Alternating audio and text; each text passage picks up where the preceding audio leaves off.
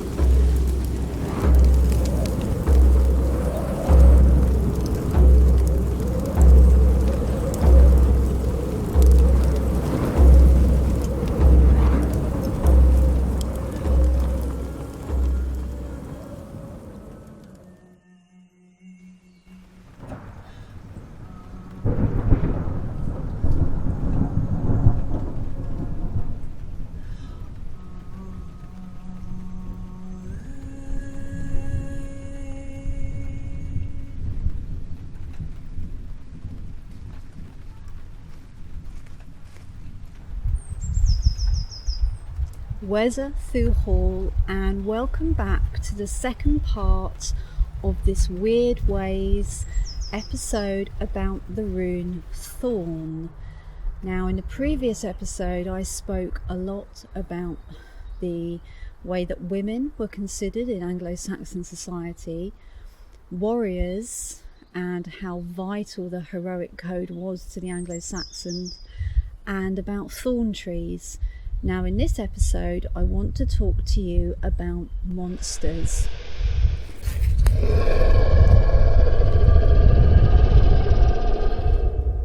Okay. So to begin with, I'd just like to say again, thank you so much to my subscribers. The more subscribers I have, the more my video is viewable on YouTube, so I really do appreciate your support.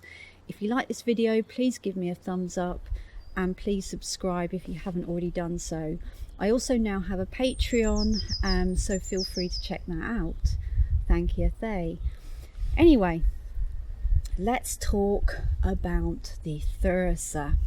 Now, as I said in the last episode, with this rune poem, it is my belief that at some point the Anglo-Saxon rune poem was changed from a Thirusa, the ogre type creature, to the thorn tree, and the women were changed to warriors. So in the last episode I spoke about why perhaps women might have been swapped out with warrior, and in this episode I want to talk about why the Thirusa was swapped out with the thorn. Now, in the Icelandic and Norwegian rune poems, we see how this Thirusa was concerned with causing pain and anguish and torture to women. Not a very nice character, really, is he? He can certainly stay away from me. I've got enough problems without a Thirusa on the scene. Now, in Old English poetry, they are known as a Thirusa, and we can glean little bits of information about them from the Old English poetry that we have left behind for us, which is great. Now, the Anglo-Saxons actually had several words that they would use, which would now be translated simply as the word giant in our modern language. So we have the Thirusa, we have the ent, and obviously you're probably all thinking of Lord of the Rings, and we have the eoten, which people that know anything about Norse mythology will instantly be thinking about Jotun, which of course it is cognate with. Now, certainly within the Anglo-Saxon mind, there were very clear divisions between these different types of creatures, which nowadays we would all group and throw into the giant bucket, if there is one. But certainly for the Anglo-Saxons, these were all very different types of being. So the Thirusa was considered a monstrous, a deviant, evil type creature, whereas the Eotans were considered as skilled craftsmen, smiths, builders, very skilled craftsmen capable of constructing beautiful and magnificent things. And certainly when the Anglo-Saxons arrived on these shores, they would have found left behind by Neolithic people such monuments, dolmens, standing stones, henges, burial chambers. They would have found all of these, and we know that the Anglo-Saxons did attach their own myth to these structures that they found within the landscape, and did place importance upon them. Now, one of them is obviously Wayland's Smithy, which is absolutely one of my favourite places on the Ridgeway in Oxfordshire. And obviously Wayland is written into Old English myth. So yes, they would have placed importance and attached their own myths to these places. Now, the 12th century chronicler Geoffrey of Monmouth, now he actually wrote in his history of the kings of Britain that at the time when Brutus landed in England, the name of the island was Albion, and of none was it inhabited save a few giants. Now, what I'd actually like to do now is turn to Rudolf Simak's Dictionary of Northern Mythology and read to you what he says about the Thurs in connection with Northern Norse mythology. Now, because really this just tells you everything that I want to tell you about the Thurs. Old Norse giant, one of the terms for giant in Old Norse literature. In contrast to the predominantly neutral term Jotun, Thurs and Troll are both names for evil-minded giants with demonic characteristics. This distinction does not only stem from Christian tendencies to demonize heathen elements, as it was already used in this way in heathen times. This is borne out since Thurs is also the name of a rune which, as far as it is used as a symbolic sign, has a damaging property. For example, in Skirnismal 36, where it is used for Ergi, Othi and Othola as a threat towards the giant daughter Gertha, and here, as elsewhere, is obviously associated with ignoble sexual practices. In the concept of Thurs as being evil giants, there are possibly also characteristics of a demon of disease, which derives from medieval Scandinavian folklore, in which a Thurs can particularly damage women in body and spirit. Now that's really interesting, and obviously that completely ties in with the rune poems that we see from the Icelandic and the Norwegian sources. Now, the question I want to pose is, was all of this deviant sexuality, this evilness, this maliciousness, this harm towards women, was all of this just a little bit too unpalatable for the Christian Anglo-Saxons who committed the rune poems to vellum or parchment in the 8th or 9th centuries? Was it just too unpalatable for them? Well, that is possibly one explanation, but we mustn't forget that the Anglo-Saxons, much like an English carry-on film from the 1960s or 70s, were particularly fond of double entendres, and certainly some of their poems are absolutely full of smut and filth, or are they? But certainly they were not shy of using such things in double entendres. So maybe, or maybe not. This is speculation, but there was certainly a reason why the Anglo-Saxons decided to swap the Thurs for the Thorn at the point that it was committed to parchment. Now, just speaking of the double entendres that the Anglo-Saxons were so fond of, one of the names for the thorn tree was the Prickerthorn, and the slang for the male genitalia, prick, basically comes from the thorn. So here again we see a connection. I said that obviously the thirst, the very aggressive male has been swapped out for the thorn tree, but we know that there are male associations with the thorn tree as well. And Anglo-Saxons often used trees to refer to humans, with certain trees being attributed to men and certain ones to women. Well, certainly the Old Norse did, and we can only assume that the Anglo-Saxons did as well. Certainly thorn trees were one of the trees within the Anglo-Saxon charters, so we know that they gave them importance. So it's interesting really that there are sexual male connections with the thorn tree as well as the thyrse.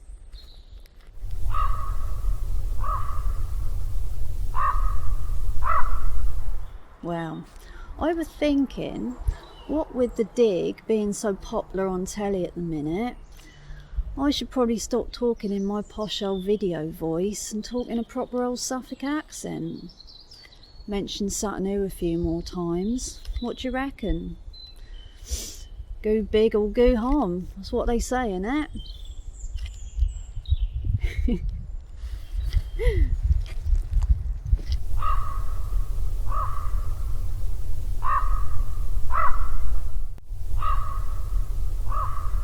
And of course, as Rudolf Simek says, this is a rune which can be used for cursing.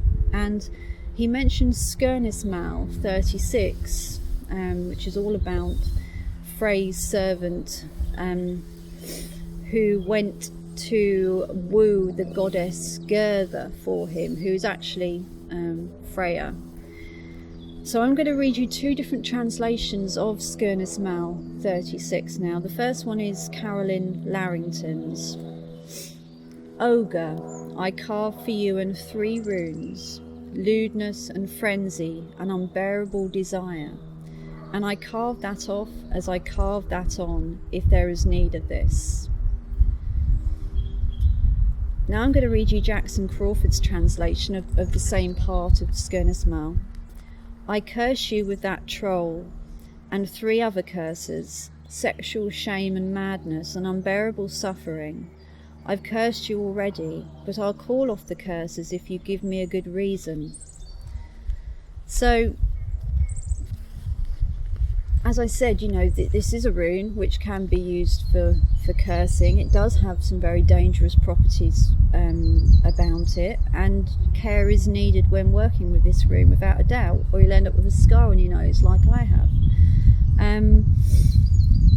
So now we've spoken about Old Norse sources about the thyrse. Now let's have a little look at Old English and see what we can glean about the Thirusa.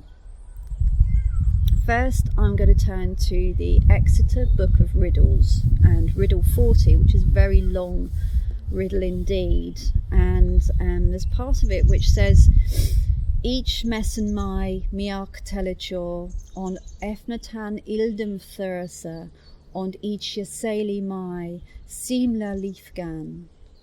Now that in English is, I can feast more mightily and eat as much as an old giant, and I can live happily forever. So now I'm going to turn to Maxims 2 in the Exeter book, and here we are told, Thyrsa shall on fena union anna inan landa, which in English is, well, modern English, is a thyrse must dwell in the fen, alone in the land. Now, the way that this is stated within this poem is just like a matter of fact. In other words, this is something that everybody knew. A thyrse is on its own out in the fen, and that's just what it does. So we gain 2 bits of information about the Thirusa from Old English poetry. Firstly, that it eats a lot, and secondly, that it lives on its own out in the fen. If we can just use our imagination now, I want you to imagine how the early new immigrants, the Anglo-Saxons, might have perceived this land.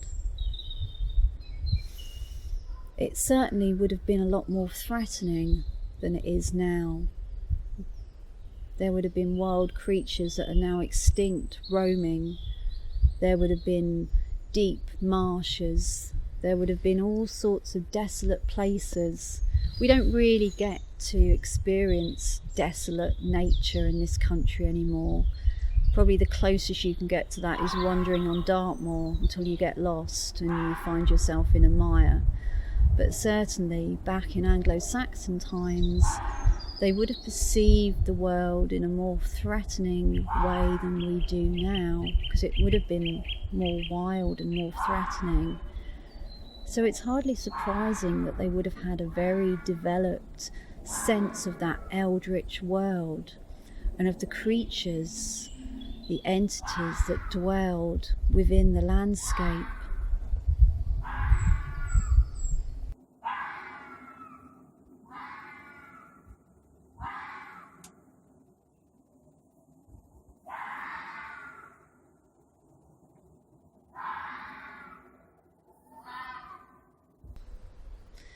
Now, without a doubt, one of the most famous Thirusa that we know about from Old English poetry is indeed Grendel from Beowulf. And he's described as many things within the poem, but one of the things he is definitely described as is a Thirusa.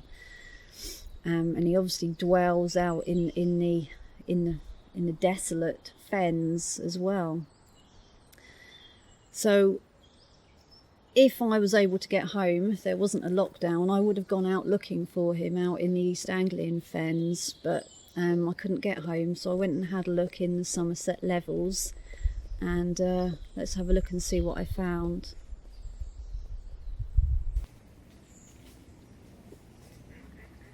Licha offat on ongan, ferne femen feond on hela. Wasse glimmer gas Grendel harten, mala mark stapper, saith they morlas hold, fen und fastan, fiefel kinners erd, one saily ware welder wheeler, sifan him sheepan for sheefan hafter, and kainas kuna.